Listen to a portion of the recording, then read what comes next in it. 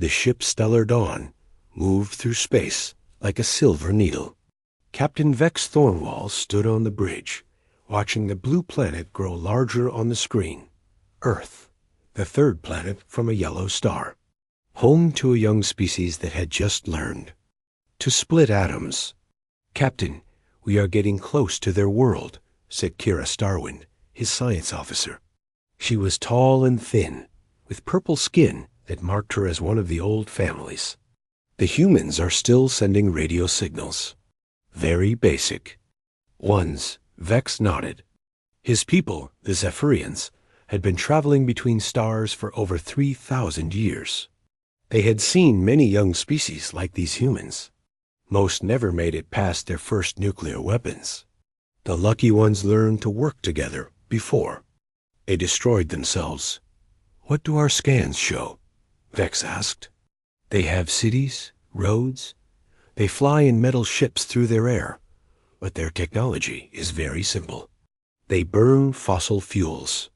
They use radio waves to talk across distances. Nothing more advanced than that." Vex felt relief. The Zephyrian High Council had been worried about this first contact. Some young species were dangerous. They fought and killed without thinking. Others were too afraid to even talk.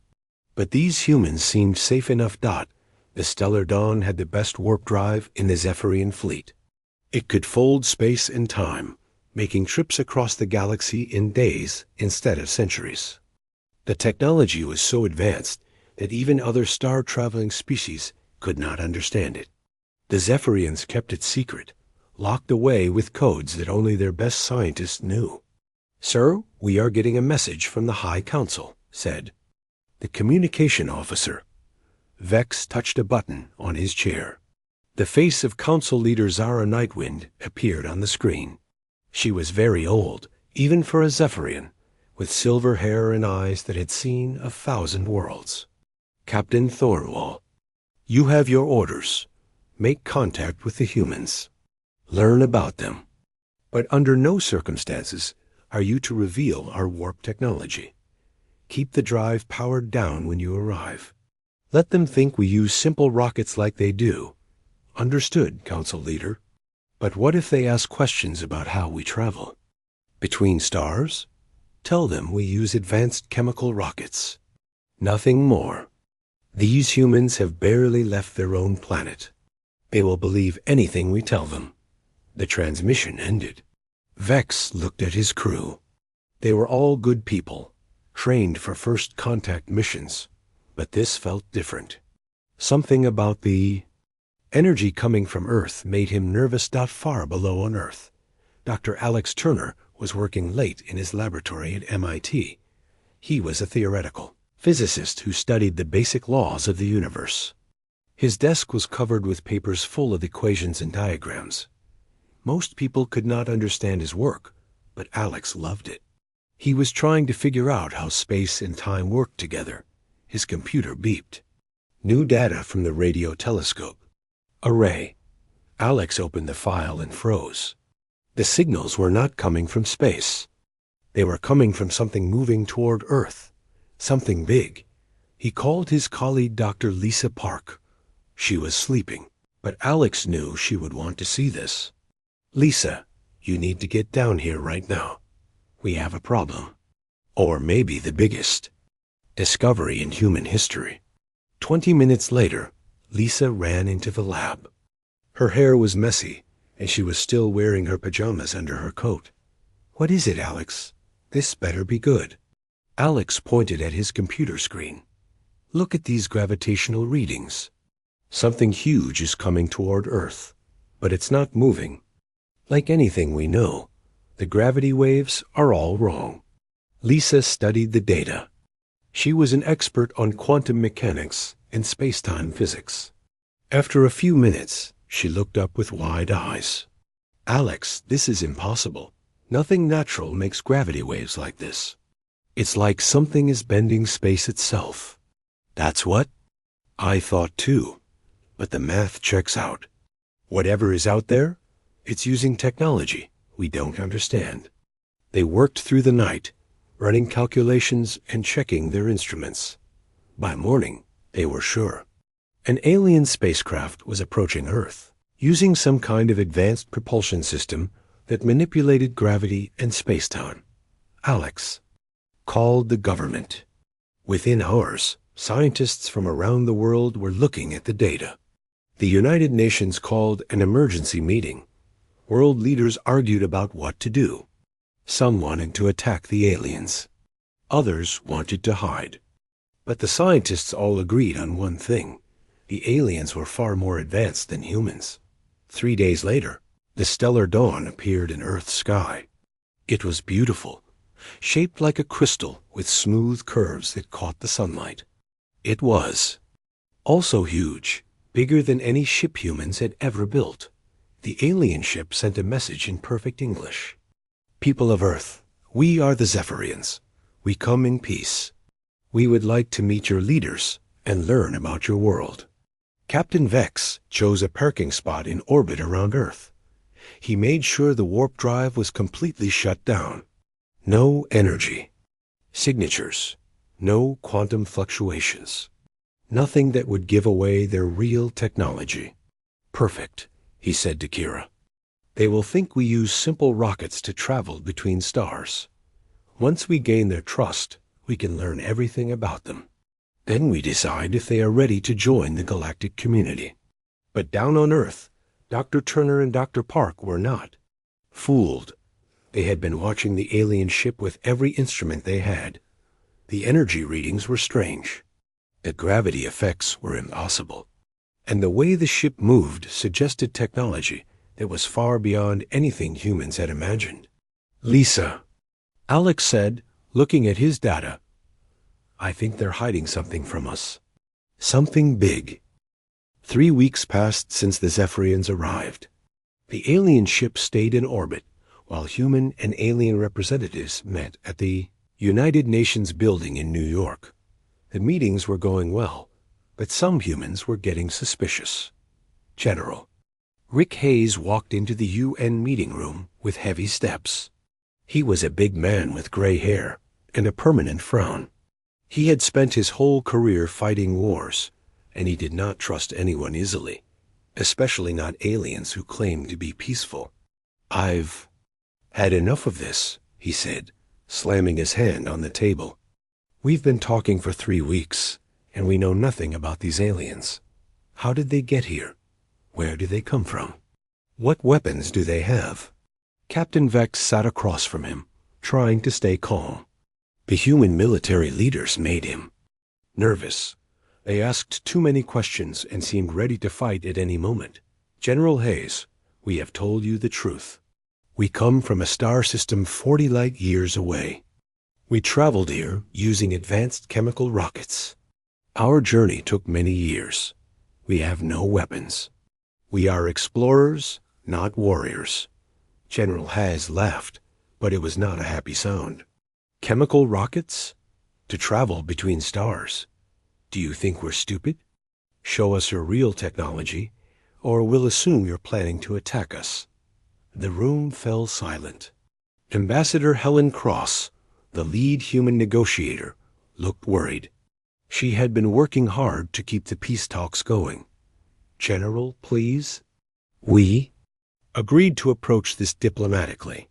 Diplomacy only works when both sides are honest, Hayes replied. I want to see their ship. I want to see how they really travel through space. Captain Vex exchanged looks with Kira Starwind, who was sitting beside him. They had both hoped to avoid this. The High Council had been very clear. Keep the warp technology secret. But the humans were not backing down. Very well, Vex said finally. We will show you our propulsion system, but only a small demonstration. We do not want to damage your planet with our engine exhaust. 2 days later, a group of human observers gathered at the UN Space Observation Facility. Dr. Turner and Dr. Park were there, along with scientists from NASA, the European Space Agency, and universities around the world. They had brought every instrument they could find. Commander Jake Stone, and a former NASA engineer who now worked with the military, was in charge of the human observation team. He was smart and practical, the kind of person who could fix anything, with spare parts and determination. Remember, he told the science team, we record everything. Energy output, gravitational effects, electromagnetic signatures, everything. If these aliens are hiding something, we need to know what it is. In orbit, Captain Vex prepared for the demonstration. He had decided to show the humans a simple jump from Earth to the moon and back. It would prove that Zephyrian technology was advanced, but not reveal the true nature of their warp drive. Kira, power up the secondary drive system. Set it for a basic spacefold. Nothing fancy. Sir, are you sure about this? Even a simple demonstration will show them capabilities they don't have. We have no choice. The humans are getting suspicious. If we don't show them something, they might attack us. The warp drive hummed to life. But instead of the full power system that could cross galaxies, Vex used only the smallest part of it. Just enough to bend space a little bit. Just enough to move faster than light for a few minutes down on Earth. Dr. Turner watched his instruments with growing excitement. Lisa, are you seeing this? The gravity readings are off the charts. And look at these quantum field measurements. Dr. Park was recording everything on her computer. Alex, this is incredible. They're not using rockets at all. They're manipulating space-time itself. This is theoretical physics made real. The alien ship disappeared from Earth's orbit in a flash of light. Seconds later, it appeared near the moon. The journey that took human spacecraft 3 days had taken the aliens only minutes. Commander, Stone watched the whole thing with narrow eyes. That's not possible with any technology we know. They're definitely hiding something. The alien ship jumped back to Earth orbit just as quickly. The demonstration was over. But the humans had recorded everything. Captain Vex felt relieved. The demonstration had gone well.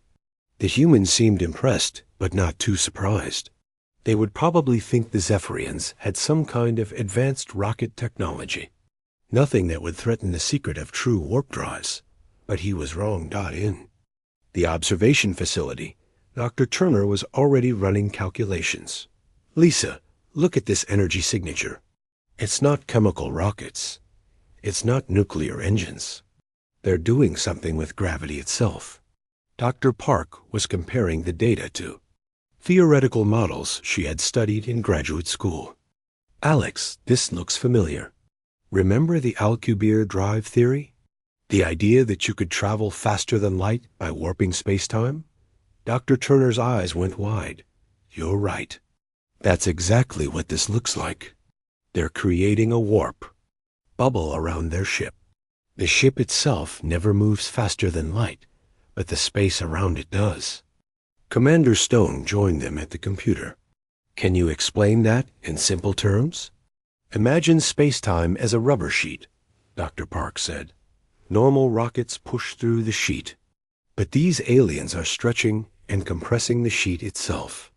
They squeeze space in front of their ship and stretch it behind. The ship rides the wave. Is that possible? Stone asked. Theoretically, yes. Human scientists have been working on the math for decades. But we always thought it would take more energy than exists in the universe.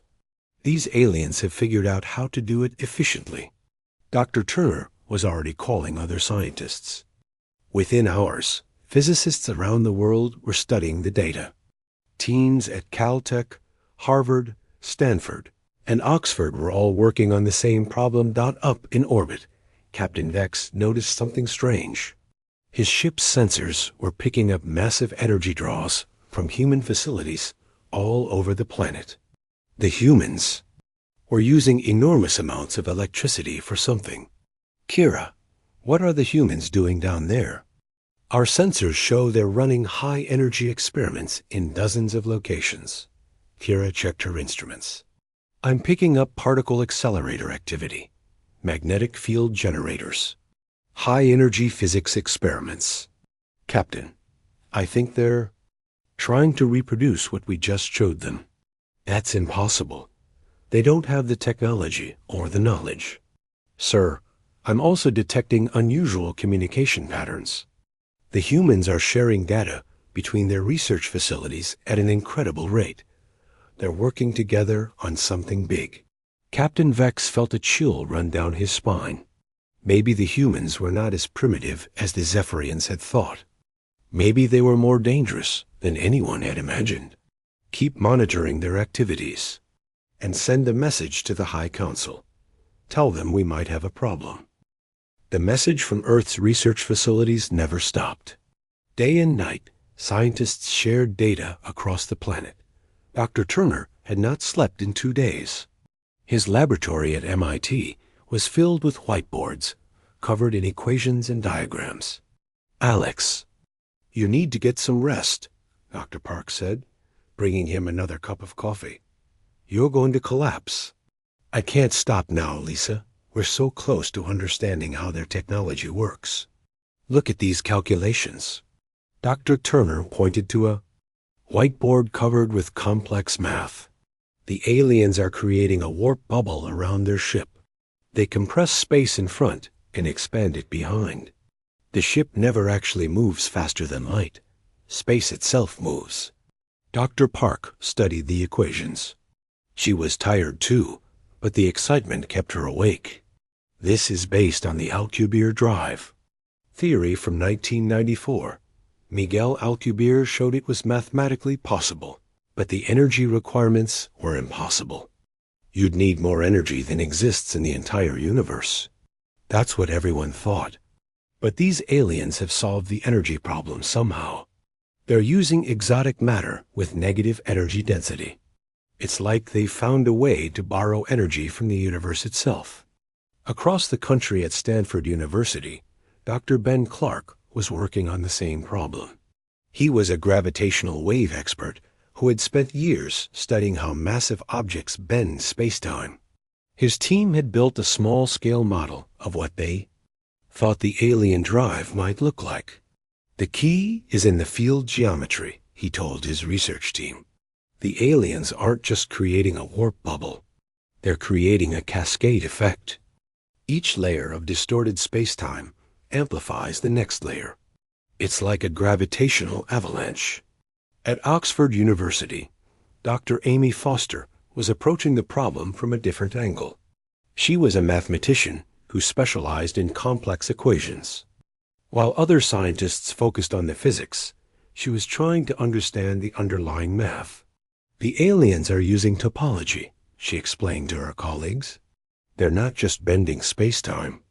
They're changing its fundamental structure. It's like they're creating shortcuts through reality itself. All of these scientists were sharing their work in real time. The internet had become a giant collaboration network. Researchers in Japan were testing Dr. Clark's field geometry. Scientists in Germany were checking Dr. Foster's mathematics. Teams in Russia were trying to build the exotic matter that Dr. Turner had described. God, it was the biggest scientific collaboration in human history. Thousands of brilliant minds working on the same problem at the same time. Commander Stone was coordinating the research from a secure facility in Colorado. He was not a scientist, but he understood the importance of what was happening. How long before we have a working model? He asked Dr. Turner during a video conference. We're making progress faster than I thought possible. The alien demonstration gave us crucial data. We know the energy levels they're using. We know the field patterns they're creating. With the right equipment, we might be able to create a small warp bubble within a week. A week? Are you serious? Jake, we're not starting from scratch. Human scientists have been thinking about this for decades. We had the theory. We just needed to see how it worked in practice. Up in orbit, Captain Vex was getting more worried by the day. His ship's sensors had showed that humans were running high-energy experiments all over their planet. The power consumption was enormous. Kira, what's the latest report on human activities? It's getting worse, Captain. They're operating particle accelerators at maximum power. They're generating magnetic fields stronger than anything we've ever seen from a primitive species. And their communication networks are overloaded with technical data. What kind of technical data? That's the problem, sir. Our translation systems can't keep up. They're using mathematical concepts and scientific terms that shouldn't exist in their language yet. They're talking about exotic matter, negative energy density, and space-time topology. These are advanced concepts that most galactic species don't understand. Captain Vex felt a cold fear in his stomach. Contact the High Council immediately. Tell them we may have made a serious mistake. The response from the High Council came within hours. Council leader Zara Nightwind appeared on the screen, looking worried. Captain, your report is disturbing. Are you telling me that these humans understood our warp demonstration? I'm afraid so, Council leader. They're not as primitive as we thought. They've been studying space-time physics for decades. Our demonstration may have given them the missing pieces they needed. That's impossible. It took our civilization 3,000 years to develop warp technology.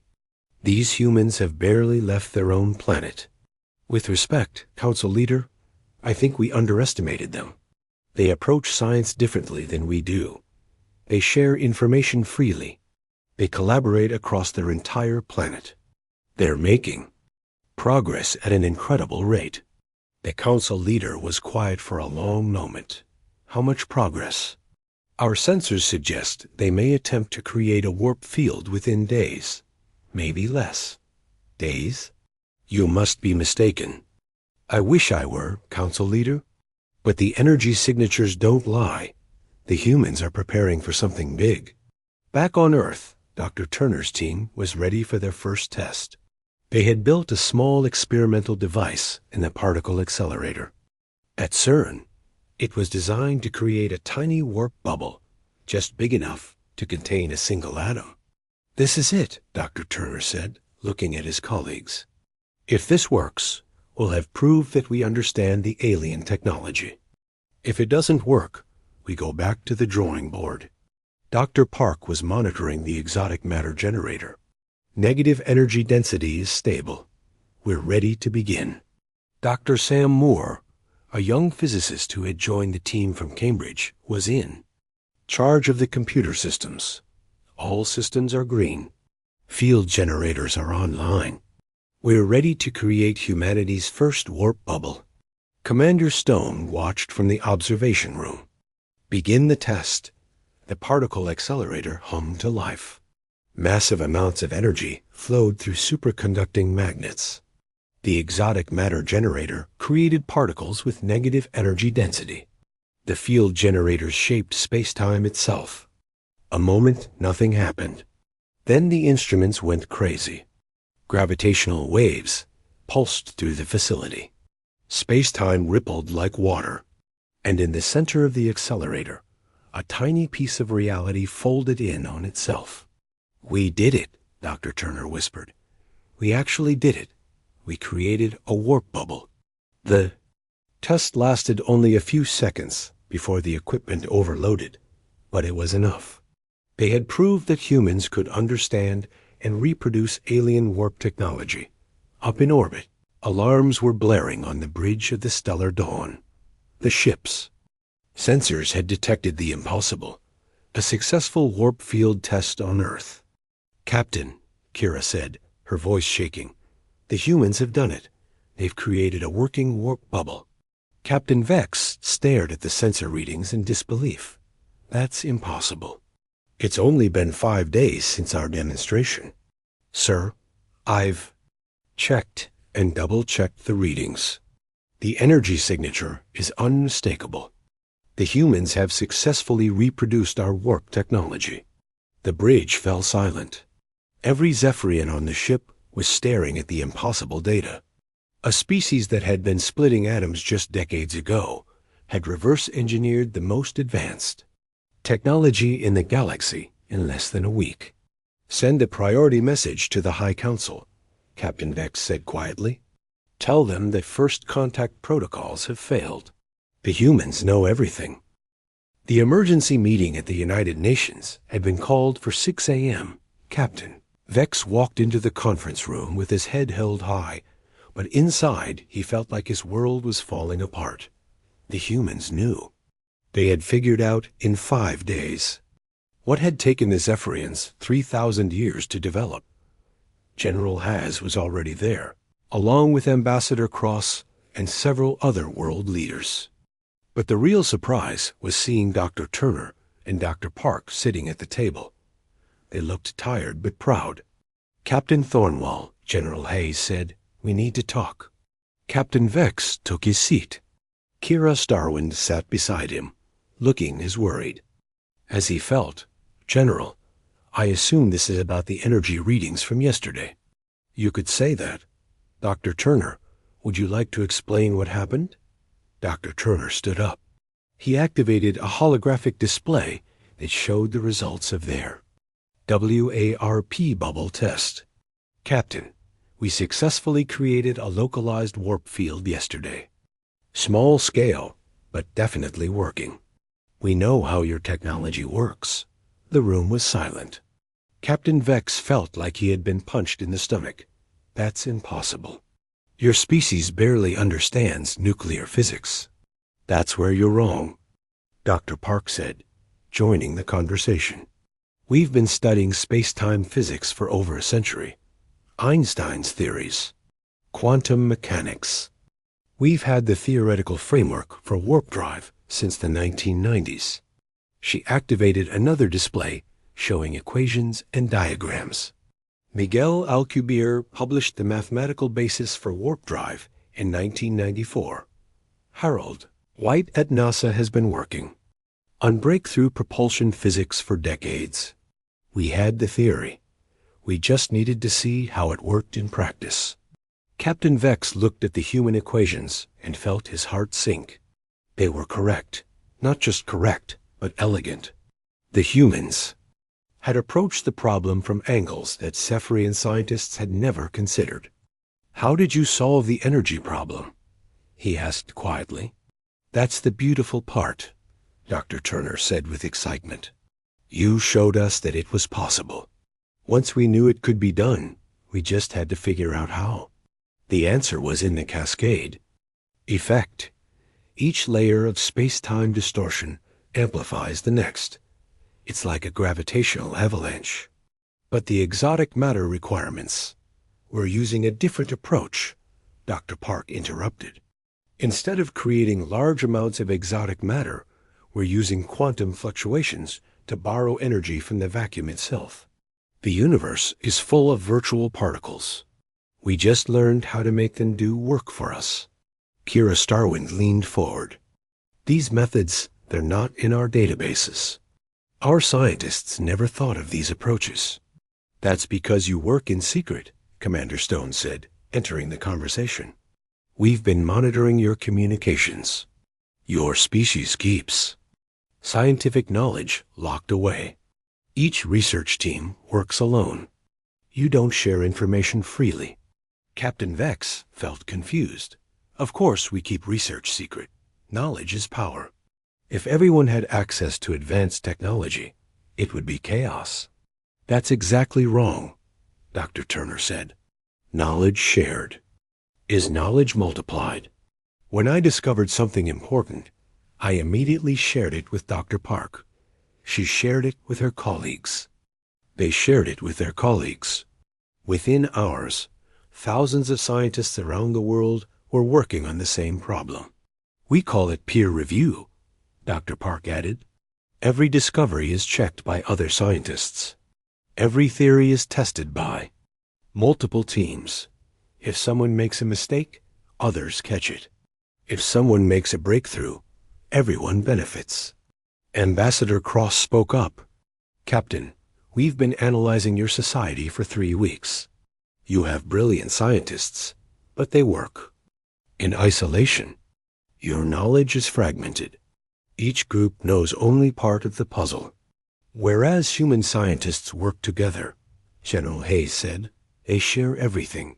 They argue with each other. They challenge each other's work. They build on each other's discoveries.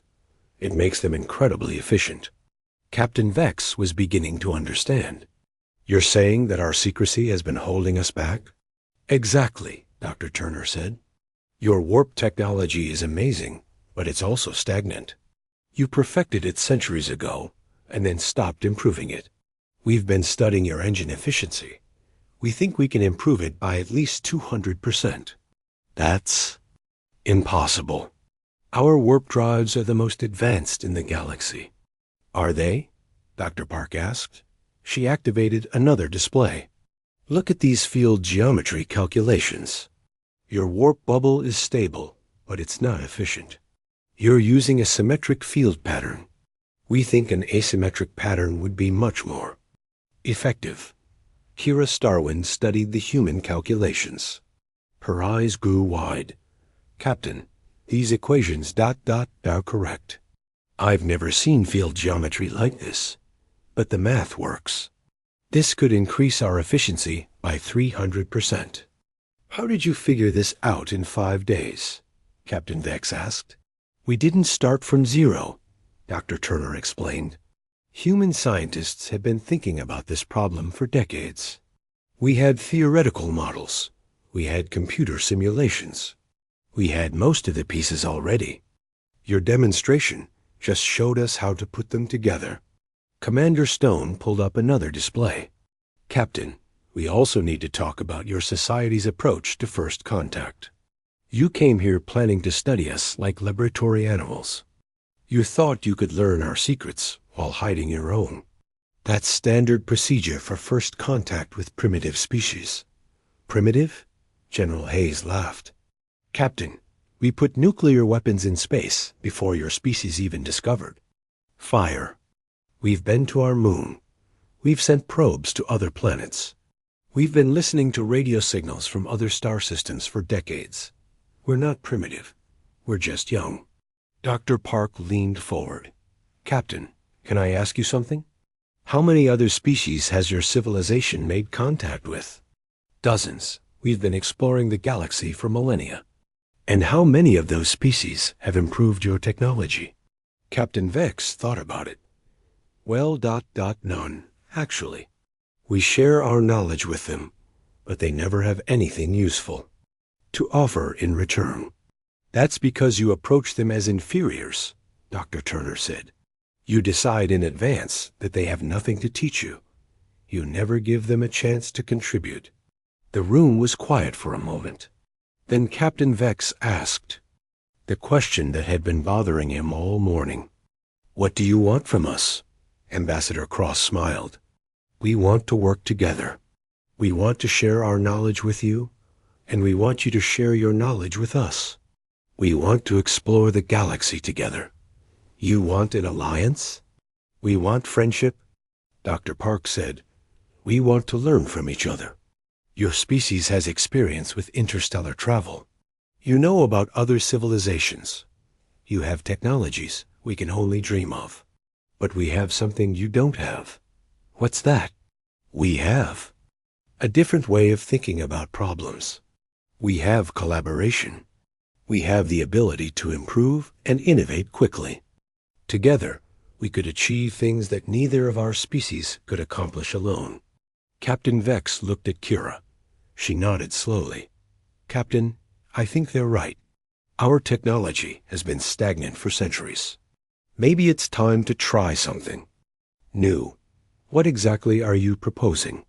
Captain Vex asked. Dr. Turner stood up. We're proposing a joint research project. Human scientists and Zephyrian scientists working together. We'll share our theoretical knowledge. You'll share your practical experience. Together, we'll build better warp drives than either of us could build alone. And in return? In return, you help us build our first interstellar spacecraft. You teach us about the galaxy. You introduce us to other civilizations. You help us become a true spacefaring species. Captain Vex was quiet for a long time. Everything he had been taught about first contact was wrong. These humans were not primitive. They were not inferior. They were different, and that difference made them valuable. "I'll need to discuss this with the High Council," he said finally. "Of course," Ambassador Cross said. "But Captain, I think you should know something. We're going to keep working on warp technology, whether you help us or not. We'd rather work with you than without you." "Is that a threat?" "It's a fact. We can't unknow what we know. We can't stop being curious. We can't stop trying to improve. That's just who we are." Captain Vex nodded. He was beginning to understand why the humans had advanced so quickly. They never stopped learning. They never stopped growing. They never stopped pushing forward. Maybe it was time for the Zephyrians to learn how to do the same. 6 months later, the Joint Research Facility in Geneva was the busiest place on Earth. The building was huge, with laboratories from both human and Zephyrian technology. Scientists from both species worked side by side, sharing knowledge that had been kept secret for thousands of years. Dr. Turner walked through the main laboratory with Captain Vex, now called Director Vex of the Joint Research Council. The Zephyrian had changed a lot in the past months. He seemed younger, more excited about his work. Learning the human way of collaboration had given him new energy. "The results are better than we hoped," Dr. Turner said, showing Vex the latest test data. "The new warp drive design is 350% more efficient than the original Zephyrian model. We're using 40% less exotic matter, and the field stability is perfect." Vex looked at the data with pride. "My people are amazed. We had been using the same WARP technology for 800 years. We thought it was perfect. We never imagined it could be improved." "That's the beauty of collaboration," Dr. Park said, joining them at the computer terminal. "Fresh eyes see new possibilities. Your engineering experience combined with our theoretical innovation creates something neither of us could achieve." Alone, the joint research had been a complete success. Human scientists brought new mathematical approaches and creative problem-solving. Zephyrian scientists brought centuries of practical experience and advanced materials. Together, they had revolutionized warp technology. But the real breakthrough had come from an unexpected source. Dr. Sam Moore, the young physicist from Cambridge, had been working with Kira Starwind on quantum field dynamics. Together, they had discovered something amazing. "The quantum vacuum is not empty," Dr. Moore explained to the research team. "It's full of virtual particles that pop in and out of existence. We've learned how to tap into that energy source directly. This means we don't need exotic matter anymore," Kira added. "We can power warp drives using the energy that exists everywhere in the universe. It's like having an infinite fuel source." The implications were staggering. With unlimited energy, spacecraft could travel faster and farther than ever before. The galaxy suddenly seemed much smaller. Commander Stone had been put in charge of building humanity's first warp-capable starship. The Earth's promise was taking shape in the orbital shipyard, a joint construction project using both human and Zephyrian technology. "She's beautiful," Stone said, looking at the ship through the observation window. "And she's going to be fast. The new warp drive will let us reach Alpha Centauri in 3 days instead of 3 months. Where will you go first?" Vex asked. "That's up to the International Space Committee. But I think we'll start with a diplomatic mission. Visit some of the civilizations you've told us about. Show them that humanity is ready to join the galactic community." The news of human advancement had spread quickly through the galaxy. Other alien species were curious about the young civilization that had mastered warp technology so quickly. Some were impressed. Others were worried. "We're getting communication requests from 12 different species," Kyra reported to the Joint Council. "The Andromedan Republic wants to establish trade relations. The Stellar Federation is offering membership. The Cosmic Alliance wants to send an ambassador." "And the hegemony?" Vex asked. They single quotes concerned. They're asking how a primitive species could advance so quickly. They're worried about galactic security. Dr. Turner frowned. Are they a threat? Not directly. The hegemony believes in order and stability. They don't like sudden changes, but they're not aggressive. They'll watch and wait.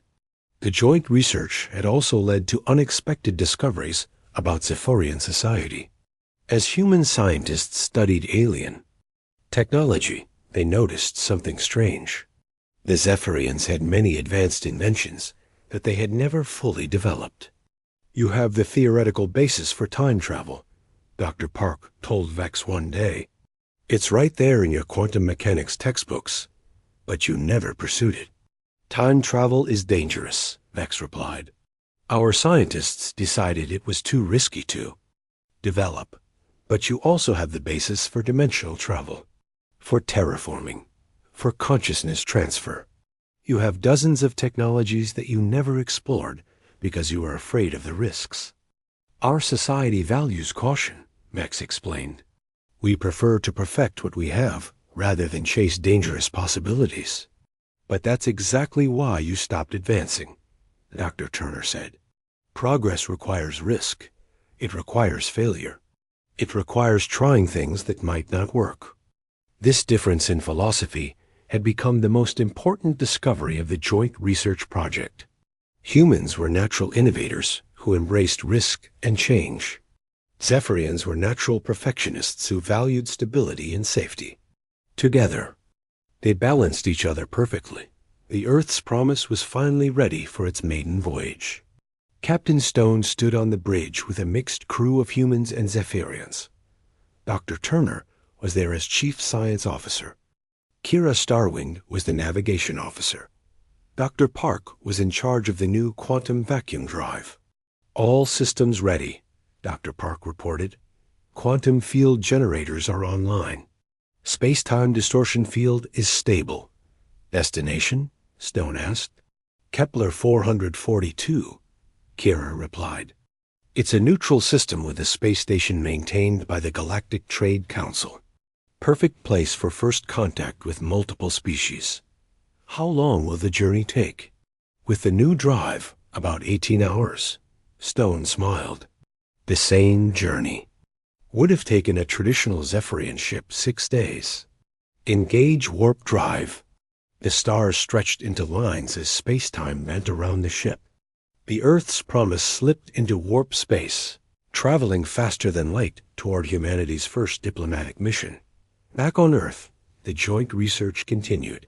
Scientists from both species were working on projects that neither could have imagined. Alone, they were designing cities that could exist in multiple dimensions. They were creating computers that used quantum consciousness. They were developing medical technology that could repair genetic damage at the molecular level. We've learned something important, Dr. Turner told the Research Council. Innovation doesn't come from having all the answers. It comes from asking new questions, and from working together, Vex added. My people spent 3,000 years perfecting our technology in isolation. In 6 months of collaboration with humans, we've advanced farther than we had in the previous 500 years. The success of the joint project was attracting attention from across the galaxy. Other species were sending delegations to Earth, eager to learn about human innovation methods. The Andromedan Republic wanted to establish a research partnership. The Stellar Federation was offering to share their agricultural technology in exchange for human computer science stock, but the most surprising visitor was from the hegemony. Ambassador Prime Nexus arrived on a massive battleship, but his message was peaceful. The hegemony has observed your rapid advancement, he told the Joint Council. We were initially concerned. Rapid change can be dangerous. But we have studied your methods, and we are impressed. Thank you, Ambassador, Dr. Turner replied. We hope to maintain peaceful relations with all galactic civilizations. More than that, the hegemony wishes to propose something unprecedented. For 2,000 years, we have maintained galactic order through control and regulation. But perhaps it is time to try a different approach. What do you mean? We want to establish innovation centers throughout the galaxy, places where different species can work together, sharing knowledge and ideas. We want to use human collaboration methods to advance all galactic civilization. The proposal was revolutionary. Instead of each species developing technology in isolation, they would work together. Instead of hoarding knowledge, they would share it freely. Instead of competition, there would be collaboration. It won't be easy, Vex warned. Many species are very protective of their secrets. Change is never easy, Ambassador Nexus replied. But the results speak for themselves. In 6 months, this joint project has produced advances that individual species took centuries to achieve. Imagine what we could accomplish with 50 species working together. Dr. Park was excited by the possibilities. We could solve problems that no single civilization could handle alone. Climate control for entire star systems, faster-than-light communication across the galaxy, maybe even solutions to entropy and heat death.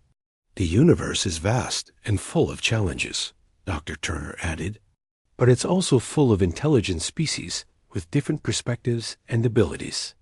If we work together, there's no limit to what we can achieve. The Earth's Promise returned from its first mission with excellent news. The galactic community had welcomed humanity with enthusiasm. Trade agreements were signed. Cultural exchange programs were established. 3 more species had requested permission to send scientists to the Joint Research Facility. They're calling it the human effect, Captain Stone reported. Our approach to collaboration and innovation is spreading throughout the galaxy. Species that haven't spoken to each other in centuries are now working together on joint projects. Vex smiled as he looked out at the stars. My people came to Earth thinking we were the teachers. We planned to study primitive humans and maybe share some basic technology. We never imagined that we would be the ones learning the most important lessons. What lessons? Dr. Turner asked. That knowledge shared is knowledge multiplied. That different